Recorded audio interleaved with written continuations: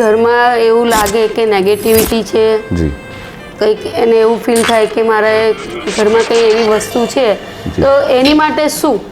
યદ્યપ જો એમ લાગતું હોય કે ઘરમાં એવું કોઈ નેગેટિવ ઉર્જા છે તો પ્રણવ પવનકુમાર ખલબન પાવક જ્ઞાન ઘન જાસો હૃદય આગાર બસહી રામ સરચાબધર. આ મહામંત્ર છે. આપ એનો નિત્ય જેટલો આશ્રય થઈ શકે કરવો જોઈએ. અને હનુમાનજીનું તો નામ સુમિરન કરવા માત્રથી જ ભૂત પિશાચ નિકટ નહીં આવે, મહાવીર જબ નામ સુનાવે. કોઈની પીડાનું હરણ કરે તો પણ સામેવાળાની આધી અધૂરી પીડા હરણ ન કરે. નાસે રોગ હરે સબ પીરા જપત નિરંતર હનુમત પીરા. અચ્છા, કોઈને સુખીઓ કરે હનુમાનજી તો એને આધું અધૂરો સુખીઓ ના કરે.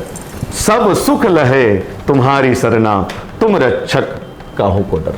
અને અકબરને જાણ થઈ કે આવા કોઈ મહાપુરુષ છે અને દૂતોને કહ્યું કે જાઓ તુલસીદાસજીને બોલાવી લાવો દરબારમાં. એટલે તુલસીદાસજી મહારાજે એક પત્ર લખ્યો અને એમાં લખ્યું કે હમ ચાકર રઘુબીર કે. એટલે આ પત્ર જ્યારે અકબરે વાંચ્યો ત્યારે એને લાગ્યું કે મને રાજાને આવું કહી દીધું. એટલે જાઓ બંદીવાન બનાવી લાવો. બંદીવાન બનાવીને એમને કારાગારમાં રાખ્યા. તુલસીદાસજી મહારાજ 40 દિવસ ત્યાં રહ્યા અને રોજ એક ચોપાઈ લખતા. હનુમાનજીને એવી કરુણા કૃપા કરી કે આખા ફતેહપુર સિકરીમાં વાનરોનું એટલું મોટું વૃંદ વ્યાપી વળ્યું કે આખા ફતેહપુર સિકરીને અસ્તવ્યસ્ત કરી નાખ્યું. રાજભવનને દરબાર બધું અસ્તવ્યસ્ત થઈ ગયું. આપણે ઘરેથી નીકળીએ છીએ કોઈ સારા કામ માટે, બહાર નીકળતા પહેલા કયો મંત્ર બોલવો જોઈએ? શ્રી હનુમાનજી સુંદરકાંડમાં જ્યારે લંકામાં પ્રવેશ કરે છે ત્યારે લંકીની એક વાક્ય કહે છે, પ્રબિસી નગર કીજે સબ ગાજા, હૃદય રાખી કોસલપુર રાજા. હૃદયમાં કોસલપુર રાજા ભગવાન રામજીને હૃદયમાં ધારણ કરી અને આપ પૂરમાં પ્રવેશ કરો. આ ચોપાઈ સિદ્ધ મંત્ર છે. અને બીજું આપ કહો છો કે સ્ત્રીઓ પૂજા કરી શકે કે નહીં. આમ તો જો કે આ હવે બધા જાણે જ છે, સ્ત્રીઓ પણ કરી શકે. આ વચમાં ક્યાંથી આ શું આવ્યું નવું કે આ ન કરી શકે? ઘણા ખરા કહે છે કે તમારે દર્શન કરવા તો હાથ જોડી નહીં કરવાના. શ્રી હનુમાનજી આપ રામાયણ વાંચો તો એમાં લખ્યું છે કે જ્યારે યુદ્ધમાં રામજીનો વિજય થયો છે, આ સમાચાર આપવા સંદેશ લઈને હનુમાનજી જ્યારે અશોક વાટિકામાં પ્રવેશ કરે છે સીતાજી માટે મળવા માટે, ત્યારે અશોક વાટિકામાં રહેલી રાક્ષસીઓએ નિશિચરીઓએ શ્રી હનુમાનજીની પૂજા કરી છે. મેં કહ્યું ને આરંભમાં કે હનુમાનજી કિષ્કિંધા કાંડમાં તો કેવલ સુગ્રીવ સચિવ હતા, પણ એક જ રાત અવસર મળ્યો અને આજના યુવાને એ શીખવાનું છે કે જ્યારે જે અવસર મળે, જ્યારે જે તક મળે એને અવસરમાં બદલી નાખો. બસ આ શીખવાનું છે હનુમાનજી પાસે. નમસ્કાર મિત્રો, ભક્તિમૃતમાં આપનું હાર્દિક સ્વાગત છે. હું છું નીલમ. સૌ પહેલાં જય સિયારામ. મિત્રો, આજે અમારી સાથે જોડાયા છે શ્રી ધવલકુમાર, જે હનુમાનજીના પરમ ભક્ત છે અને એમના કંઠે ઘણા ખરા એમણે સુંદરકાંડ પાઠ વાંચ્યા છે. તો આપણે એમની સાથે ચર્ચા કરીએ અને હનુમાન દાદા વિશે આપણે થોડુંક એમની સાથે જાણીએ. જય સિયારામ. જય સિયારામ. ધવલકુમાર, તમે આ હનુમાનજીના ભક્તિના રંગમાં કેવી રીતે રંગાયા અને કેટલા સમયથી તમે જોડાયેલા છો? જી, સૌ પ્રથમ તો ભક્તિ અમૃતના પ્રત્યેક દર્શકોને મારા પ્રણામ. જય સિયારામ. શ્રી રામચંદ્રમ શરણમ પ્રપદ્યે, શ્રી રામદૂતમ શરણમ પ્રપદ્યે. ભગવત કૃપાથી શ્રી રઘુનાથજીના પરમ અનુગ્રહથી લગભગ છેલ્લા 20-22 વર્ષથી સુંદરકાંડ યાત્રામાં, શ્રી રામચરિત માનસ પાઠની આ યાત્રામાં ભગવત કૃપાથી જોડાવાનું એક દાસ્ય ભાવે, એક સાધક ભાવે મને અવસર મળ્યો. અને છેલ્લા કેટલાય વર્ષોથી લગભગ આ શરીરની ઉંમર જ્યારે 12 વર્ષની હતી ત્યારથી એક મંડળમાં સુંદરકાંડ પાઠમાં જોડાવાનું અવસર મળ્યો. અને ત્યારથી લઈને ભગવત કૃપાથી જે યાત્રા શરૂ થઈ, પછી સ્વતંત્ર રીતે પણ સુંદરકાંડ પાઠના આયોજનો થયા. અને જાણે મહારાજે સંકેત આપ્યો હોય કે આપણે એના માટે જ છીએ, જાણે હનુમાનજીએ આદેશ કર્યો હોય કે ભાઈ આપણે આના માટે છીએ, તો બસ એ જ સંકેતને અનુસરીને એની કૃપાથી આ યાત્રામાં જોડાયો છું. ધવલકુમાર, તમે અત્યાર સુધીમાં તમારે જે તમે કીધું કે 12 વર્ષની ઉંમરથી જ તમે આ સુંદરકાંડના પાઠનું ઓલું કરો છો, તમે કેટલા સમયથી અને કેટલી કેટલી જગ્યાએ કર્યા હશે? આમ તો ખાલી વર્ષ મને યાદ છે કે લગભગ છેલ્લા 20-22 વર્ષથી યાત્રા થઈ રહી છે. કેટલા પાઠ કર્યા એ ગણવામાં રુચિ મેં નથી રાખી, કારણ કે ગણવાનું કામ ગોવિંદનું છે. આપણું કાર્ય કેવલ બસ આ યાત્રામાં રહેવાનું છે, પાઠ કરવાના. બસ કેવલ પાઠ કરવાનું. મને આમાં ગણિતમાં, કારણ કે ક્યું ગિન કે ઉનકા નામ લૂં જો બે હિસાબ દેતા હૈ. વાહ વાહ. હા, એટલે ગણવામાં રુચિ ઓછી, પણ હા આટલા વર્ષોથી આ યાત્રામાં અને ઘણા બધા આપણા સૌપ્રથમ પાઠ શ્રી કષ્ટભંજનદેવ હનુમાનજી મંદિર સાળંગપુર ખાતે કર્યો લગભગ 2006માં સ્વતંત્ર રીતે. હું ભૂલતો ન હોઉં તો 19મી મે અને 2006નું વર્ષ હતું. અને ત્યારથી જ રહીને જાણે એવી કરુણા થઈ કે ત્યારથી આજે વટવૃક્ષ થયું. અને ગુજરાતના પ્રત્યેક લગભગ ઘણા બધા ગામોમાં, શહેરોમાં, ગુજરાતની બહાર આપણા ભારતના બધા, તમે વિદેશોમાં પણ કર્યું જે છે. વિદેશમાં પણ ઓસ્ટ્રેલિયા, અમેરિકા, નેપાળ, દુબઈ આ યાત્રા થતી રહે છે ભગવત કૃપાથી. ધવલકુમાર, એક વાત હું તમને પણ જણાવું કે આજે 2-3 દિવસ પહેલાં મારી ઘરે મેં પણ સુંદરકાંડનો પાઠ રાખ્યો હતો. વાહ. તો એ દરમિયાન એકદમ મને પણ આમ થયું કે લાવ કે હું આ હનુમાન દાદા વિશે આપણે કોની પાસેથી જાણીએ. તો ત્યારે મને એકદમ તમારું સ્મરણ થયું અને એમ થયું કે ચલો આપણે ધવલકુમાર સાથે થોડી પોડકાસ્ટ કરીએ, જેથી ભક્તિ અમૃતમાં પણ આપને જેટલા મિત્રો છે અમારા, એ લોકોને પણ હનુમાન દાદા વિશે ઘણી ખરી જાણકારી મળે. ચોક્કસ વાત. અમને પણ એવી હનુમાન દાદા એ જ વખતે પ્રેરણા કરી. વાહ. ધવલકુમાર, તમે આટલા પાઠ કર્યા, હનુમાન દાદાના સુંદરકાંડના પાઠ કર્યા, ક્યારે તમને હનુમાન દાદાની અનુભૂતિ થઈ છે? આમ તો અધ્યાત્મ જગત આમ તો અનુભૂતિનો વિષય છે, આ અભિવ્યક્તિનો વિષય નથી. અને અનુભૂતિને કોઈ શબ્દોમાં તમે એ કહી શકો એમ નહીં, કારણ કે હું આપને કહું તો એ પહોંચે પણ નહીં, એવું પણ બને. પણ મને એમ લાગે છે કે રોજ રામચરિત માનસની ચોપાઈ ગાવા મળે, આનાથી મોટી અનુભૂતિ કોઈ હોઈ જ ના શકે. આ જ કેવળ અનુભૂતિ છે કે રોજ આપણને ભગવાનના ચરણ શરણમાં આપણને એનું સાનિધ્ય પ્રાપ્ત થતું રહે, આનાથી મોટી કોઈ અનુભૂતિ નહીં. અને બસ દિન પ્રતિદિન મારી શ્રદ્ધા ઓર પ્રબળ થતી જાય છે આ શાસ્ત્ર પ્રત્યે, શ્રી હનુમાનજી મહારાજ પ્રત્યે, રઘુનાથજી પ્રત્યે. બસ આ જ કેવળ અનુભૂતિ. ને આમેય હનુમાનજી તો પવન તનય છે, પવન પુત્ર છે, પવન સુત છે, પવન કુમાર છે. એ આમ તો દેખાય નહીં, એની કેવળ તમે કેવળ અનુભૂતિ કરી શકો. આમાં એ દેખાય નહીં. હા, અને જે ગુણ પવનના છે એ ગુણ પવન પુત્રના છે. અને પવનમાં 3 ગુણ છે. એક તો બળ, હા, બીજું એક પ્રાણ રક્ષક છે, અને ત્રીજું એ એનું કાર્ય દેખાય છે પણ સ્વયં દેખાતા નથી દેખાતા. એટલે હનુમાનજીના ભક્તો માટે આ એક ચરિત્રમાંથી શીખવાનું પણ છે કે આપણું કાર્ય ભલે દેખાય, આપણે ન દેખાવા જોઈએ. આપણું જ્યારે પ્રશ્નો ત્યારે થાય છે આપણે કાર્યને છુપાવીએ છીએ, સ્વયંને બતાવવાનો પ્રયત્ન કરીએ છીએ. હનુમાનજીનું સમસ્ત રામાયણમાં જુઓ, એમણે કેવલ કાર્ય દેખાય છે, સ્વયંને જ્યાં જ્યાં પણ પ્રગટ કરવાનો અવસર આવ્યો ત્યાં સ્વયં ક્યાંય આગળ નથી આવ્યા. હા, ખૂબ સરસ. ધવલકુમાર, બીજો એક પ્રશ્ન કે સુંદરકાંડ, જી, એમાં સુંદર શું છે? સુંદરકાંડ સર્વ પ્રકારે સુંદર છે. સુંદરકાંડ એમાં હનુમત ચરિત્ર છે, પવન તનયની ગૌરવ ગાથા છે. અને સુંદરકાંડ સુંદર હોવાના ઘણા બધા કારણો છે. અમે સમયની સીમા પ્રમાણે પ્રત્યેક પાઠમાં મતિ અનુસાર યથા સમય યથા સમજ એની ચર્ચા કરતા હોઈએ છીએ. પણ સુંદરકાંડ સુંદર એટલે પણ છે કારણ કે સફળતાનો કાંડ છે. શ્રી હનુમાનજીનું ચરિત્ર આપ જુઓ, રામાયણમાં 4th સોપાન કિષ્કિંધા કાંડમાં એમનો પ્રવેશ થયો, જેમાં કેવળ હનુમાનજી સુગ્રીવના સચિવ તરીકે છે. અને સુંદરકાંડમાં તો પ્રથમ ચોપાઈથી શ્રી હનુમાનજીનું ચરિત્ર. તો સુંદરકાંડમાં જે હનુમાનજી કિષ્કિંધા કાંડમાં કેવલ સુગ્રીવના સચિવ હતા, એ જ હનુમાનજી સુંદરકાંડમાં રામદૂત, રામ સૂતની ઉપાધિને પ્રાપ્ત કરે છે. માટે સુંદરકાંડ સુંદર છે. અનેક પણ કારણો છે કે ભાઈ ત્રિકુટાચલ પર્વત છે, એના 3 શિખર છે. નીલ શિખર જેની પર લંકા છે, બીજું સુબેલ શિખર જ્યાં રામવાહિની છવાયેલી છે, ત્રીજું સુંદર શિખર જ્યાં અશોક વાટિકા છે. અને સુંદરકાંડનું પ્રાયઃ ચરિત્ર સુંદર શિખર પર રહેલી અશોક વાટિકામાં થયું, એટલે પણ આનું નામ સુંદર. તો અનેક કારણો છે સુંદર હોવાના. પણ સુંદરકાંડ એ ભક્ત સમ્રાટ હનુમાનજીનો કાંડ છે.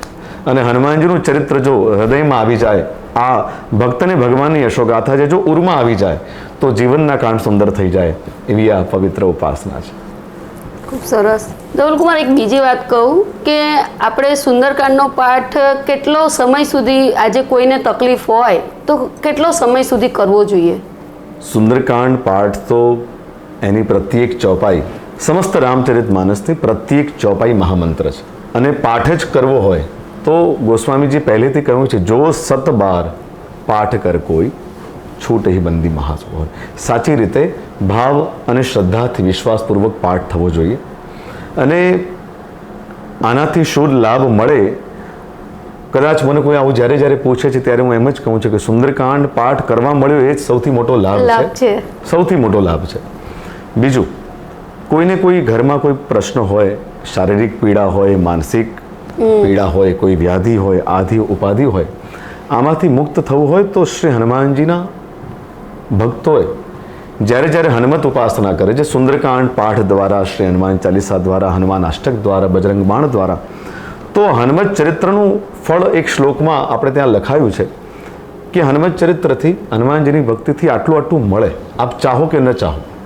બુદ્ધિર બલમ યશો ધૈર્યમ નિર્ભયત્વમ અરોગતા સુદ્રાઢ્યમ વાક પટુત્વંચ હનુમત સ્મરણાદ ભવેત. હનુમાનજીના સ્મરણ માત્રથી બુદ્ધિ, બળ, યશ, કીર્તિ, આરોગ્યતા, નિર્ભયતા, વાકપટુતા, જીવનમાં સત્કર્મ કરવાની દ્રઢતા, આ બધું આપોઆપ મળે શ્રી હનુમાનજીની ભક્તિથી. અને કહેવાય પણ છે કે આ કળિયુગમાં એક જ એવા દેવ છે જે હજી પણ અજર અમર છે. જી, શ્રી હનુમાનજી સાક્ષાત છે, ચિરંજીવ છે, જાગૃત છે. આજે પણ સશરીર હનુમાનજી આ ધરાધામ પર બિરાજે છે અને ભગવાન રઘુનાથજીએ હનુમાનજીને ખરા ભાવથી યાદ કરો. જી, એટલે દાદા આપણું અવશ્ય કામ કરે છે. ચોક્કસ શ્રી હનુમાનજી સાક્ષાત છે. ધવલકુમાર, એક બીજો પ્રશ્ન કે હનુમાન દાદાની ભક્તિ કઈ રીતે કરવી અને સ્ત્રીઓ પૂજા કરી શકે ખરી? શ્રી હનુમાનજીની ભક્તિ હું હમણાં ઘણા સમયથી નિવેદન કરું છું, હનુમાનજીની ભક્તિ હનુમાનજી બનીને કરવી જોઈએ. આપના પહેલા પ્રશ્નનો ઉત્તર કે હનુમાનજી બનવું એટલે દાસત્વની પરાકાષ્ઠા છે. શ્રી હનુમાનજી દાસ બનીને હનુમાનજીની ભક્તિ કરો. જેટલા આપણે વિનમ્ર થઈશું, જેટલા આપણે દાસ બનીશું, એટલા આપણે હનુમાનજીની આ ભક્તિની યાત્રામાં ઉન્નતિ કરી શકીશું. અને બીજું, આપ કહો છો કે સ્ત્રીઓ પૂજા કરી શકે કે નહીં. આમ તો જો કે આ હવે બધા જાણે જ છે કે કોઈ પણ વ્યક્તિ હનુમાનજીની પૂજા કરી શકે, સ્ત્રીઓ પણ કરી શકે. આ વચમાં ક્યાંથી આ શું આવ્યું નવું કે આ ન કરી શકે? ઘણા ખરા કહે છે કે તમારે દર્શન કરવા હોય તો હાથ જોડી નહીં કરવાના. નહીં, આવું આ વચ્ચે બધું ઊભું થયેલી વસ્તુ છે. શ્રી હનુમાનજી, આપ રામાયણ વાંચો તો એમાં લખ્યું છે કે જ્યારે રામજીએ રાવણનો ઉદ્ધાર કર્યો અને જ્યારે સંદેશો આપવા માટે રામજીએ હનુમાનજીને મોકલ્યા સીતાજી પાસે અશોક વાટિકામાં કે જાઓ આપ સીતાજીને જઈને કહો કે રાવણનો ઉદ્ધાર થયો છે અને યુદ્ધમાં રામજીનો વિજય થયો છે. આ સમાચાર આપવા, સંદેશ લઈને હનુમાનજી જ્યારે અશોક વાટિકામાં પ્રવેશ કરે છે સીતાજી માટે મળવા માટે, ત્યારે અશોક વાટિકામાં રહેલી રાક્ષસીઓએ, નિશ્ચરીઓએ શ્રી હનુમાનજીની પૂજા કરી છે. આવો ઉલ્લેખ છે રામાયણમાં. બરાબર. એટલે સ્ત્રીઓ પૂજા ન કરી શકે આવું તો એવું શક્ય જ નથી. હનુમાનજી તો અખંડ બ્રહ્મચર્યતાની મૂર્તિ અને પ્રભુ સંકલ્પની પ્રતિમા. એટલે આ બધું વચ્ચે ઊભું થયું છે ને ઘણા બધા સંતોએ આ વિષય પર કહ્યું છે. એટલે એવું પુરુષ સ્ત્રીનો એવો કોઈ વાત નથી, પણ કોઈ પણ હનુમાનજીની પૂજા કરી શકે છે. હનુમાન દાદાની પૂજા કેવી રીતે કરવાની? શ્રી હનુમાનજીની પૂજા કરવી હોય તો સંતો મહંતો કહે છે તે પ્રમાણે જેટલું રામ નામનું સ્મરણ અખંડ હશે આપણા જીવનમાં અને જેટલું રામકથાનું શ્રવણ હશે એટલું હનુમાનજીનો અનુગ્રહ બની રહેશે. કારણ કે હનુમાનજી પ્રભુ ચરિત્ર સુની બેકો રસિયા અને રામ નામ રસિયો રે. હા, તો રામ કથા રસિક અને રામ નામ રસિક. હનુમાનજીને જો કૃપાની અનુભૂતિ કરવી હોય કે હનુમાનજી સદૈવ આપણી સાથે જ છે એવો અનુભવ કરતા રહેવો હોય, મનથી તમારે માનવું પડશે કે હનુમાનજી અમારી સાથે જ છે. જી, અને હનુમાનજીની ભક્તિની યાત્રામાં નિષ્કામતાનો દંભ નહીં કરવાનો. આ હનુમાનજીને બિલકુલ નથી અનુકૂળ. કોઈ પણ ઇષ્ટની ઉપાસના કરો, એમાંય વિશેષ કરીને આપણે જેવા છીએ ને એવા વ્યક્ત થઈ જાઓ હનુમાનજી પાસે. ચાહે આપણે સકામ છીએ ભીતરથી તો સકામ તરીકે પ્રસ્તુત થાવ. સુગ્રીવની કેવી રક્ષા કરી હનુમાનજી. યદ્યપિ સુગ્રીવ કહે છે રામજીને કે મેં પાવર પશુ કપી અતિ કામી, અને છતાંય એવા વિષય જીવ સુગ્રીવની પણ રક્ષા કરી. કારણ કે જેવા વ્યક્ત થયા હનુમાનજી પાસે. આપણે બધા હનુમાનજીની ભક્તિ કરીએ છીએ ભીતર સકામ છે ને બહાર હનુમાનજીની ભક્તિ કરતાં કરતાં નિષ્કામ હોવાનો એક દંભ કરી બેઠા છીએ, એ બહુ અયોગ્ય છે. અને હનુમાનજીની ભક્તિમાં જો ધ્યાન રાખવું હોય તો મેં કહ્યું તે પ્રમાણે ભક્તિની યાત્રામાં બહુ સ્વયંને પ્રગટ નહીં કરવી. હા, ભક્તિ કરતા રહો. આપણા ત્યાં ખબર નહીં કેમ એમ છે કે જ્યાં 2-4 લોકો બેઠા હોય ત્યારે બિલકુલ બદલાઈ જઈએ છે. ચેન્જ થઈ જાય. હા, બિલકુલ બદલાઈ જઈએ છે. માણસ કેવો છે ને જાણવું હોય ને તો માણસનું એકાંત જાણી લેવું જોઈએ. પોતે જ પોતાની પરીક્ષા કરવા જેવી છે કે હું એકાંતમાં શું છું. એકાંતમાં આપણને જ્યાં જેવા વિચાર આવે સમજી લો આપણે એવા છીએ. બરાબર. એટલે મૂળ આપ જ્યારે મને પૂછો છો કે હનુમાનજીની ભક્તિમાં શું ધ્યાન રાખવું, તો મને એમ લાગે છે કે નિષ્કામતાનો દંભ નહીં કરો. હનુમાનજી પાસે જેવા છીએ એવા પ્રસ્તુત થઈ છે. ધવલકુમાર, એક બીજો પ્રશ્ન કે હનુમાન ચાલીસા અને બજરંગ બાણ જી. અને સુંદરકાંડ એ ત્રણેય અલગ છે, તો કેમ અલગ? એનું કારણ? જો સુંદરકાંડ એ રામાયણનો પંચમ સોપાન છે. હનુમાન ચાલીસા જે કેવળ હનુમાનજીનું ચરિત્ર છે, કેવળ હનુમાનજી. સુંદરકાંડમાં તો ભક્ત સમ્રાટ હનુમાનજીનું ચરિત્ર અને રામજીનું પણ ચરિત્ર છે, કારણ કે રામાયણનો પ્રતિપાદ્ય વિષય ભગવાન રામ છે. તો એમાં હનુમાનજીએ જે ભક્તિ માતાની શોધનું કાર્ય કર્યું એટલે એમાં હનુમાનજીનું ચરિત્ર પ્રધાન છે. બીજું, હનુમાન ચાલીસાની 40 ચોપાઈ, આગળ 2 દોહા અને અંતમાં 1 દોહો, એમાં કેવળ શ્રી હનુમાનજીનું ચરિત્ર છે. અને આપ હનુમાન ચાલીસાની રચના માટેની જેટલી પણ કથાઓ સાંભળશો કે ભાઈ સંત તુલસીદાસજી મહારાજ એ સમયના ખૂબ ઊંચાઈ પર પહોંચેલા મહાપુરુષ, જે મહાપુરુષ 126 વર્ષ આ ધરાધામ પર રહ્યા. વિચાર કરો, એમના સંયમને પ્રણામ કરીએ કે કેવો અદ્ભુત સંયમ, કેવું દિવ્ય જીવન રહ્યું હશે. કેવળ રામમય જીવન, કથામય જીવન. અને 126 વર્ષ અહીંયા રહ્યા. તેમાં ખૂબ પ્રસિદ્ધિ, ગામે ગામમાં લોકો જાણે કે સંત તુલસીદાસજી મહારાજ પોતે સ્વયં જ્યોતિષ પણ હતા. એમનું આપ જીવન ચરિત્ર વાંચો. પણ ફતેહપુર સિકરીમાં ત્યારે અકબર ત્યાં વિદ્યમાન રહેતા અને અકબરને જાણ થઈ કે આવા કોઈ મહાપુરુષ છે.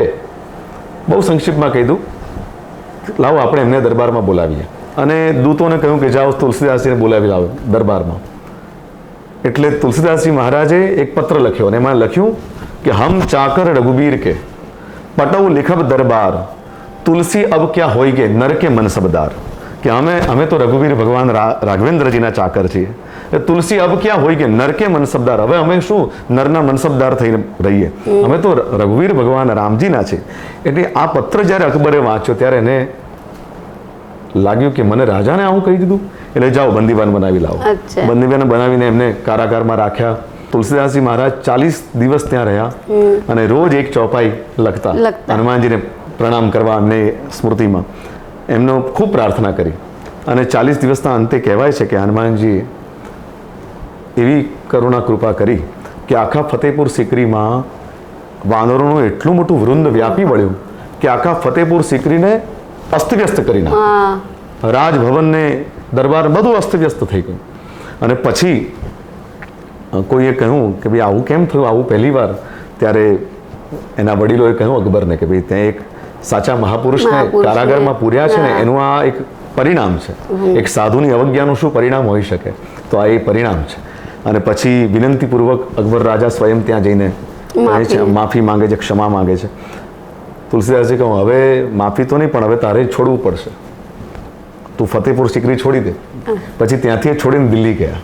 તો આ કથા કહેવાનો મારો આશય એટલો છે કે હનુમાન ચાલીસાની રચના એવા અવસરમાંથી, એવા સમયથી જ્યારે કષ્ટ હતું, તો કષ્ટના નિવારણ માટે થઈને હનુમાનજીનું આ ચરિત્ર 40 ચોપાઈમાં. અને જો આનંદની વાત એ છે કે આ રામાયણનો કિષ્કિંધા કાંડ પડો તો એ 30 દોહાનો છે, તો તમારે 30 મિનિટ લાગશે.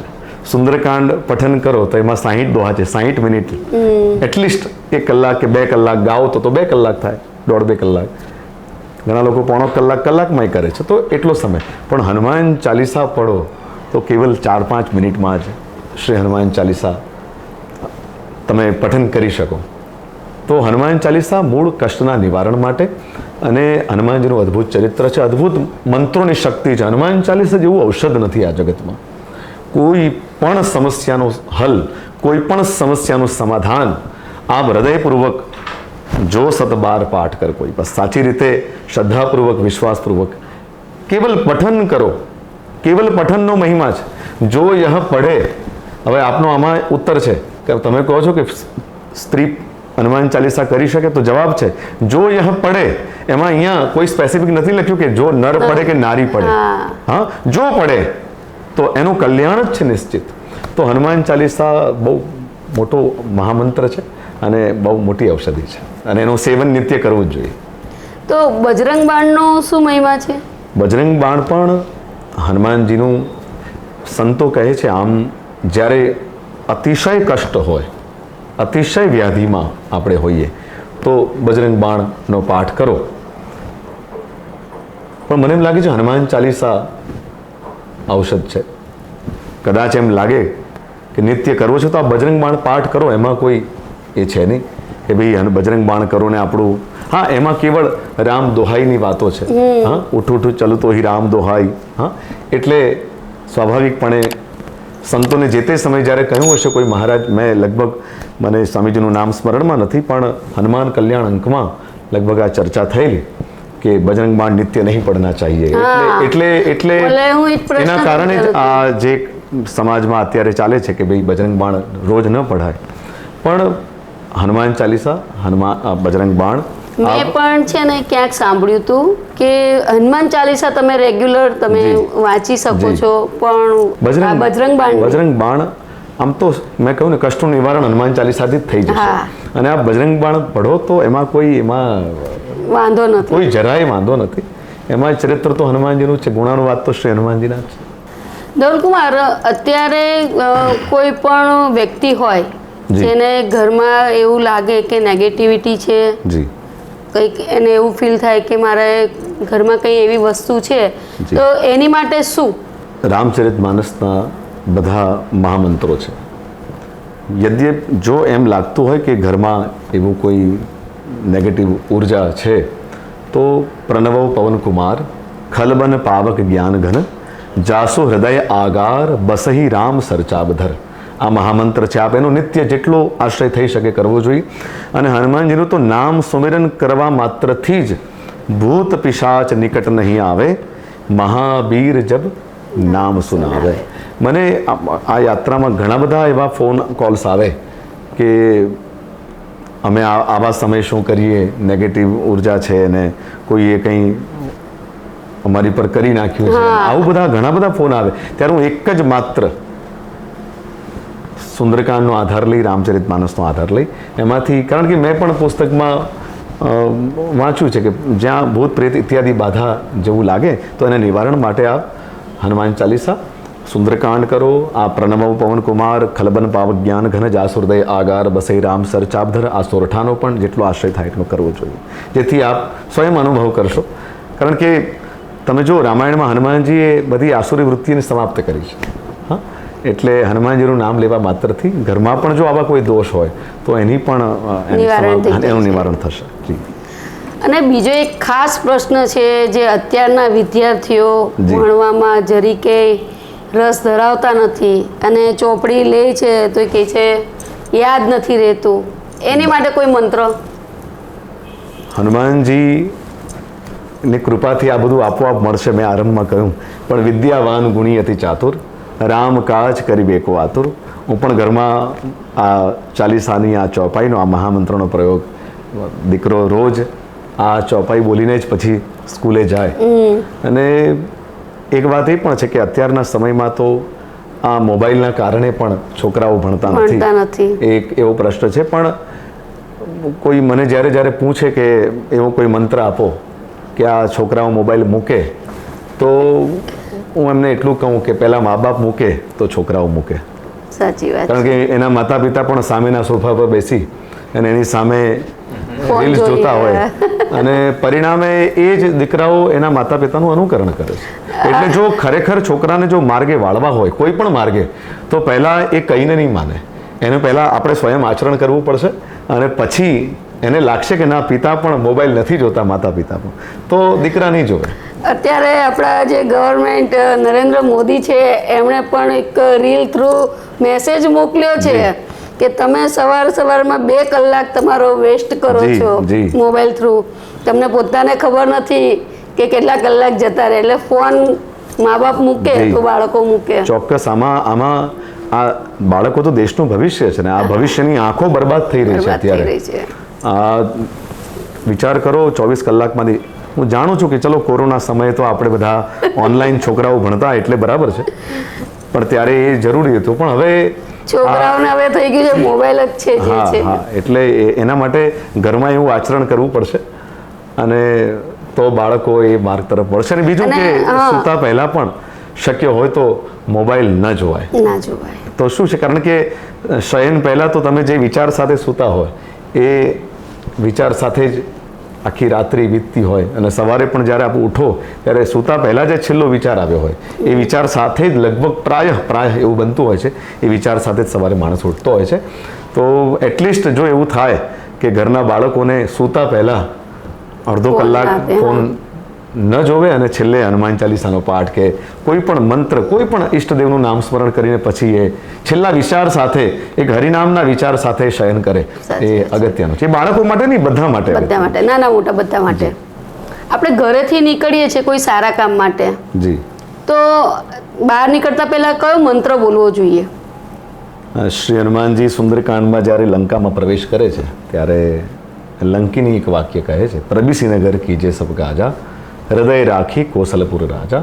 હૃદયમાં કોસલપુર રાજા ભગવાન રામજીને હૃદયમાં ધારણ કરી અને આ પૂરમાં પ્રવેશ કરો. આ ચોપાઈ સિદ્ધ મંત્ર છે.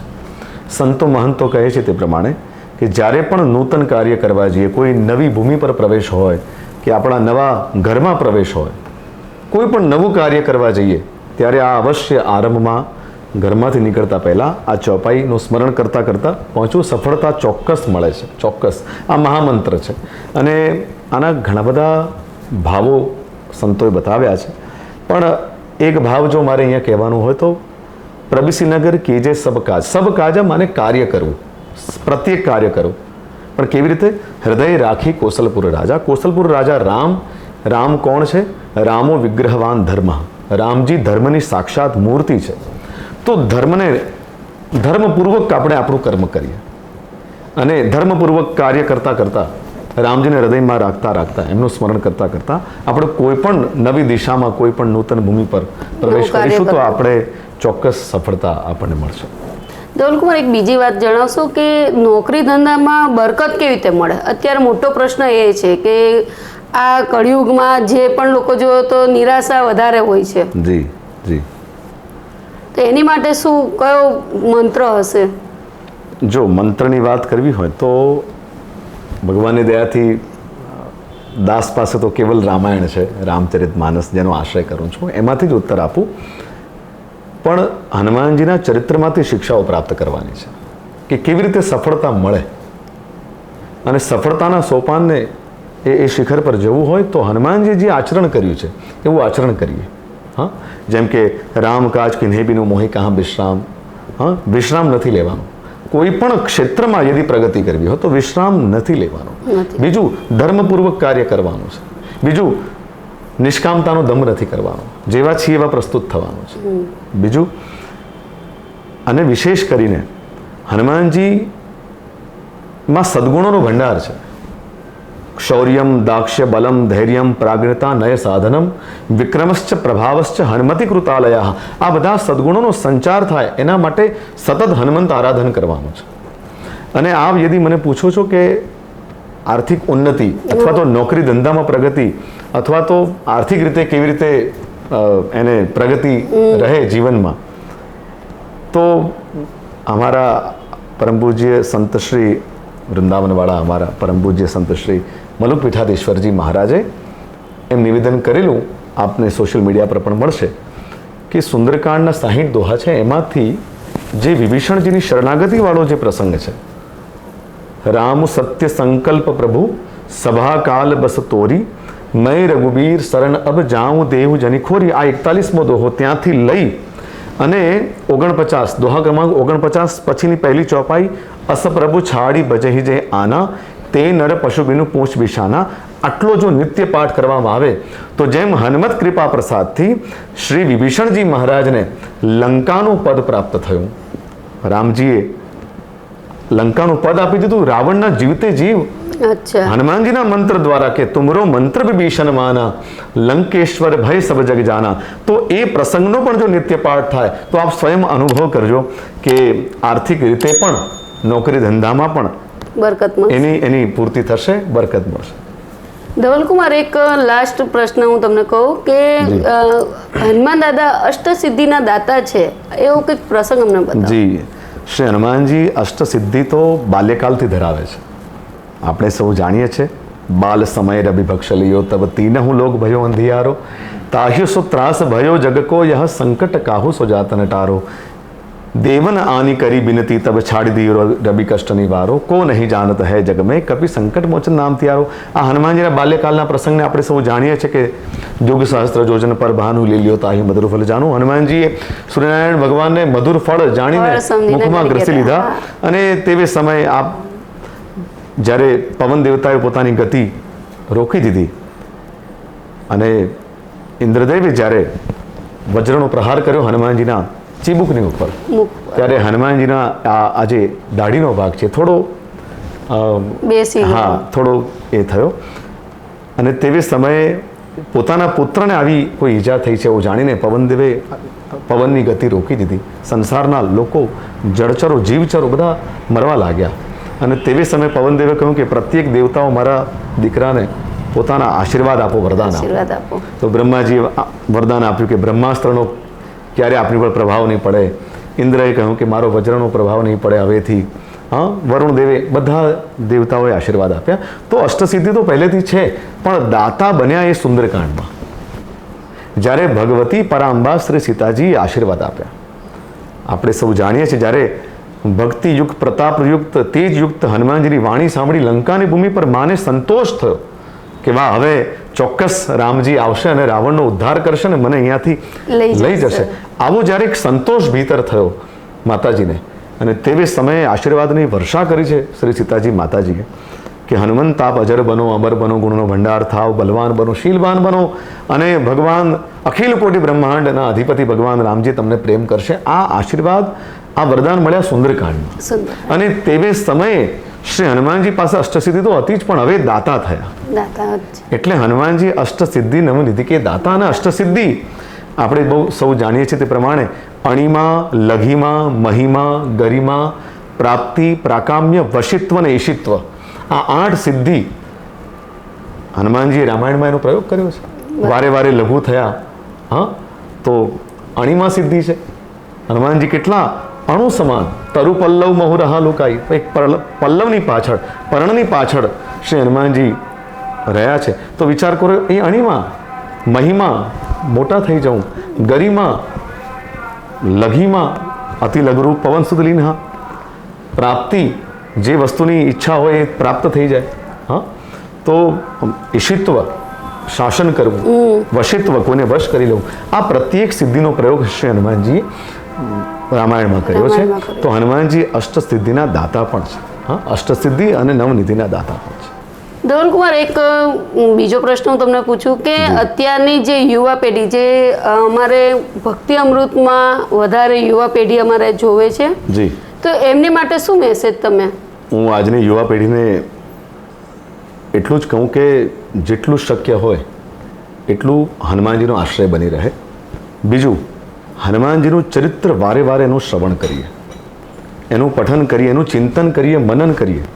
શ્રી હનુમાનજીએ રામાયણમાં શું કર્યું છે એ તો બધા જાણે છે, પણ હવે એ જાણવાની આપણે ચેષ્ટા કરીએ કે કેવી રીતે કર્યું. શ્રી હનુમાનજીએ આટલા દુર્ગમ કાર્યોને સુગમ કર્યા, પણ કેવી રીતે કર્યા? એવા કયા ગુણો દ્વારા રાવણની લંકા નગરીને હનુમાનજી સળગાવી દીધી? વિચાર કરો. તો એ ગુણોને હવે આપણે બધા આત્મસાત કરવાના છે. બુદ્ધિ છે, બળ છે, સદાચાર, ધૈર્ય, આ બધા ગુણોને આપણે આત્મસાત કરવાનો હવે પ્રયત્ન કરવાનો છે. કેવળ આપણે હું હનુમાન ભક્ત છું બોલવાથી કેવળ બોલવાનું નથી. હવે એ આચરણમાં દેખાવું જોઈએ કે ના, આ ચોક્કસ હનુમાનજીના ભક્ત હોવા જોઈએ. જે રીતે એનું આચરણ છે, એની વાણી છે, એનું વર્તન છે, એનો વિવેક છે. આપણે યુવાઓમાં ખાસ એવું થતું હોય કે સરસ કોઈ આમ સારો પ્રસંગ થાય કે એકદમ પોતાને અનુકૂળ થઈ જાય તો એટલું બધું જાણે આમ આપણે કહેવાય કે છકી જતો હોય છે આજનો યુવાન, એવું ન થવું ન જોઈએ. થવું. સારું મળે તો ઓકે, એને આનંદ કરો, પણ આપણા આનંદથી અન્યને કોઈને નુકસાન ન થાય એનું પણ ચોક્કસ ધ્યાન રાખવું પડે. તો આપણે હનુમાન ભક્ત છીએ તો હવે વિવેકપૂર્ણ જીવન, વિદ્યાપૂર્ણ જીવન, ખાસ તો વિદ્યા અર્જિત કરવાની છે. આપણને બધાને બસ વિદ્યા ભણવું નથી, કોઈને વિદ્યા અર્જિત નથી કરવી, બસ એના વગર આપણને સીધાને સફળતાઓ જોઈએ છે. સફળતા જ મળવી. બધાને રાતોરાત એકદમ સિદ્ધિ પર પહોંચી જવું છે, એ શક્ય નથી. એના માટે હાર્ડ વર્ક, ખૂબ પરિશ્રમ એ અનિવાર્ય છે. મહેનત જરૂરી ખૂબ છે, પરિશ્રમ કરવો હા. જોઈએ. અને હનુમાનજી કેવો પરિશ્રમ કર્યો જોવો તો ખરા, અદ્ભુત પરિશ્રમ. ખાલી એક રાત્રિ મળી હતી સુંદરકાંડમાં, એક રાત્રિ. મેં કહ્યું ને આરંભમાં કે હનુમાનજી કિષ્કિંધા કાંડમાં તો કેવલ સુગ્રીવ સચિવ હતા, પણ એક જ રાત અવસર મળ્યો. અને આજના યુવાને એ શીખવાનું છે કે જ્યારે જે અવસર મળે, જ્યારે જે તક મળે એને અવસરમાં બદલી નાખો. બસ આ શીખવાનું છે હનુમાનજી પાસે. આપણને તક મળે, અને જો આપણને તક મળી છે અને જો એનો સદુપયોગ નહીં કરીએ તો એનો લાભ કોઈ અન્ય લેવાનો જ છે, તો ચોક્કસ વાત છે. એટલે જે તક મળી છે, જે ક્ષેત્રમાં છીએ, અને જો હનુમાનજી પણ રામદૂત છે, હા, તો રામજીના પ્રતિનિધિ તરીકે લંકામાં ગયા, તો આપણે આપણા પ્રતિનિધિ છે, આપણે આપણા પરિવારના પ્રતિનિધિ છે, આપણે આપણા સમાજના પ્રતિનિધિ છે, આપણે આપણા દેશના પ્રતિનિધિ છે. તો એક દૂત પાસે, રામદૂત હનુમાનજી પાસે જે ગુણો છે, સદગુણો, એનો આપણે આત્મસાત કરવાનો પ્રયત્ન કરીએ. કેવળ બોલવાનું નથી. હવે આ કાર્યોનો સમય છે. જે રીતે સનાતન ધર્મમાં જે રીતે જાગૃતિ છે, અને ગૌરવ કરવું જોઈએ કે આપણે ભારત ભૂમિ પર આપણને સૌને જન્મ મળ્યો છે, કેટલા મોટા ગૌરવ છે. અને ભારત ભૂમિ પર આવ્યા પછી સનાતન ધર્માવલંબી આપણે સૌ છીએ, તો ખૂબ ગૌરવની ક્ષણો છે કે હવે આપણે આપણું આચરણ, સદ આચરણ કરીને આ માર્ગે આપણે દોડવાનું છે. ગૌરવ એ પણ છે કે આપણે હિન્દુ છીએ, એ પણ ગર્વ છે કે ચોક્કસ. અને હિન્દુની વ્યાખ્યા જ એક સંતે તો કહ્યું કે આપણે હનુમાનજીને જે માને હિન્દુ, બસ. આમ તો ઘણી વ્યાખ્યા, હનુમાનને જે માને એ હિન્દુ. ધવલકુમાર, ખૂબ મજા આવી આપણે પોડકાસ્ટમાં, અને અમારા સબસ્ક્રાઈબરોને પણ ખૂબ મજા આવી. હવે જતા હનુમાનજીનો કોઈ એવો પ્રસંગ અમને બતાવો તમે. શ્રી હનુમાનજીના તો અનેક પ્રસંગો બધા પ્રિય છે, કારણ કે હનુમાનજી રામજીના પરમ પ્રિય છે. પણ હનુમાનજીનો કોઈ પ્રસંગ જો કહેવાનો અવસર હોય તો જ્યારે હનુમાનજી સીતાજીની સુધ લઈને પાછા આવે છે, અને પછી ભગવાન પાસે હનુમાનજી આવે છે, ને આખું વૃત્તાંત સીતાજીનો, જે રીતે સીતાજી ત્યાં રહ્યા છે, એ કહે છે ને પ્રભુ કે હવે માતાજીની એક પળ એક યુગ સમાન વીતે છે, આપ જલ્દી સેનાને સજ્જ કરો, હવે આગે કુછની આજ્ઞા આપો, હવે જલ્દી રાવણ પાસે જઈને રાવણની સાથે યુદ્ધ કરીએ, એનો ઉદ્ધાર કરીએ. જ્યાં આખું વૃત્તાંત સાંભળ્યા પછી રામજીના જે ઉદ્ગારો છે રામાયણમાં, સુંદરકાંડમાં, કે હનુમંત પ્રતિ ઉપકાર કરવ કા તોરા, સન્મુખ હોય ન સકત મન મોરા, સુન સુત તોહી ઉરિન મેં નાહી, દેખ્યું કરી વિચાર મન માહી. હે હનુમંત, મેં મનોમન વિચાર કરી લીધો કે હું આપના ઋણમાંથી ક્યારે મુક્ત નહીં થઈ શકું. હે બેટા, હે પુત્ર, રામજી પુત્ર એવું સંબોધન કર્યું. તો જો આ હનુમાનજી રામદૂત થઈને ગયા ને રામસૂત થઈને પાછા આવ્યા. સીતાજીએ પણ પોતાના હનુમાનજીને રામસૂત તરીકે હનુમાનજીને સંબોધન કર્યું કે હે બેટા, હે સુત કપિ સબ તો મેં સમાના. હા, તો રામજી આ સમયે હે પુત્ર, હે બેટા તરીકે સંબોધન કર્યું કે હું આપના ઋણમાંથી ક્યારે મુક્ત નહીં. કેટલા મહત વચનો તમે વિચાર કરો કે જે ભગવાન કરતુમ અકર્તુમ અન્યથા કરતુમ સમર્થ છે, એ બધું જ કરી શકે. રાવણને મારવો હોય તો રામજીએ ત્યાં જવાની જરૂર નહીં. હા, કિષ્કિંધામાં કે અયોધ્યાજીમાં બેઠા બેઠા ખાલી સંકલ્પ કરે, ખાલી ત્યાંથી રાવણની સ્પીચ પાડી દીધી હોત તો રાવણ ત્યાં સીતારામ થઈ જાત, બરાબર. પણ છતાંય આટલા મોટા વાક્યો હનુમાનજીને કહ્યું કે હું ઋણમાંથી મુક્ત નહીં થવું આપના. અને આ વાતની પુનરુક્તિ પણ કરે છે જ્યારે અયોધ્યાના દરબારમાં જ્યારે લંકા વિજય થયો અને રામજી અયોધ્યામાં સભામાં બિરાજમાન છે, ને તેવી સમયે સંત